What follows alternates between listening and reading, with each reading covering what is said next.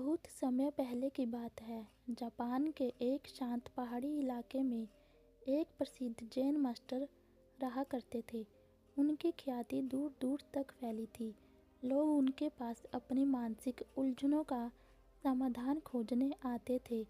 उसी गांव में एक युवक रहता था जो अपनी एक आदत से बहुत परेशान था। वह था ज़रूरत से ज़्यादा सोचना। वह युवक छोटी सी बात को पकड़ लेता और घंटों उसके बारे में सोचता रहता। कल क्या होगा? उसने मुझे ऐसा क्यों कहा? अगर मैं असफल हो गया तो क्या होगा? इन विचारों के चक्रवात ने उसकी रातों की नींद और दिन का चैन छीन लिया था। अतः वह जैन मास्टर की शरण में पहुंचा। युवक ने मास्टर के सामने झुककर कहा, गुरुदेव, मेरा मन एक ऐसे पागल हाथी की तरह है जो कभी शांत नहीं होता। मैं वर्तमान में जी नहीं पाता। कृपया मुझे सिखाएं कि मैं अपने विचारों को कैसे नियंत्रित करूं। जैन मास्टर मुस्कुराए और उन्होंने युवक से कुछ नहीं कहा। उन्होंने बस एक पानी से भरा कांच का गिलास उठाया। युवक को लगा कि मास्टर शायद उसे पानी पीने को कहेंगे, लेकिन मास्टर ने उस गिलास को बस हवा में पकड़ कर रखा। कुछ मिनट बीत गए। युवक चुपचाप देखता रहा। मास्टर ने पूछा, बेटा, तुम्हें क्या लगता है इस गिलास का वजन कितना होगा? युवक ने उत्तर दिया, शायद 200 से 300 ग्राम गुरुदेव। मास्टर ने गंभीर होकर कहा, इसका सटीक वजन मायने नहीं रखता। मायने यह रखता है कि मैं इसे कितनी देर तक पकड़ कर रखता हूँ। अगर मैं इसे 1 मिनट तक पकड़ूँ तो यह बिल्कुल हल्का लगेगा। अगर मैं इसे 1 घंटे तक पकड़ूं तो मेरे हाथ में दर्द होने लगेगा। और अगर मैं इसे पूरे दिन पकड़ कर रखूं तो मेरा हाथ सुन्न हो जाएगा और शायद मुझे लकवा जैसा महसूस होने लगे। युवक ध्यान से सुन रहा था। मास्टर ने आगे समझाया, विचारों का बोझ भी इस पानी के गिलास की तरह है। उनके बारे में थोड़ी देर सोचना ठीक है, उससे समाधान मिलता है। लेकिन अगर तुम उनके बारे में घंटों सोचोगे तो वे तुम्हें पीड़ा देने लगेंगे। और अगर तुम उन्हें दिन रात अपने दिमाग में पकड़ कर रखोगे तो वे तुम्हें मानसिक रूप से पैरालाइज बना देंगे। तुम कुछ भी करने के काबिल नहीं रहोगे।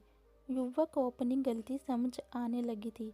उसने पूछा, लेकिन मास्टर, मैं इस गिलास को नीचे कैसे रखूं? विचार तो अपने आप आते हैं। मास्टर ने उसे 3 व्यवहारिक तरीके बताए जिन्हें हर इंसान को अपने जीवन में उतारना चाहिए। मास्टर ने कहा, विचारों से लड़ो मत। जब तुम उनसे लड़ते हो तो तुम उन्हें और अधिक ऊर्जा देते हो। बस उन्हें ऐसे देखो जैसे तुम सड़क किनारे बैठकर गुजरती हुई गाड़ियों को देखते हो। गाड़ी आई और गई, तुम उसके पीछे भागे नहीं। अपने विचारों को भी आने और जाने दो, उनमें उलझो मत। दूसरा, वर्तमान की शक्ति। जैन दर्शन में स्टोरी या वर्तमान में जीने का बड़ा महत्व है। मास्टर ने युवक को अपने आसपास की आवाज़ों, पेड़ों की सरसराहट और अपनी सांसों पर ध्यान केंद्रित करने को कहा। जब आप पूरी तरह से अपनी इंद्रियों का उपयोग करते हैं तो मन के पास भविष्य या अतीत में भागने का समय नहीं बचता। तीसरा, क्रम में विलीन होना।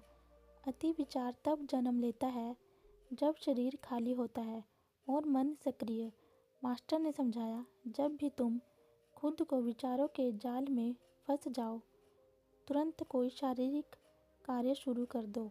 मिट्टी खोदो, पौधों को पानी दो या पैदल चलो। जब शरीर काम में लगता है तो ऊर्जा मस्तिष्क से हटकर कर्म की ओर प्रभावित होने लगती है। युवक को बोध हो गया कि उसकी समस्या बाहरी दुनिया में नहीं बल्कि इस बात में थी कि वह गिलास को नीचे रखना भूल गया था। उसने गुरुदेव के चरण छुए और एक शांत मन के साथ वापस लौट आया। दोस्तों, इस कहानी से हमें यही सीख मिलती है, चिंता और चिंतन में फ़र्क होता है। चिंतन समाधान देता है, जबकि चिंता केवल मानसिक थकान। याद रखें, आप अपने विचार नहीं हैं, आप वह चेतना है जो इन विचारों को देख रही है।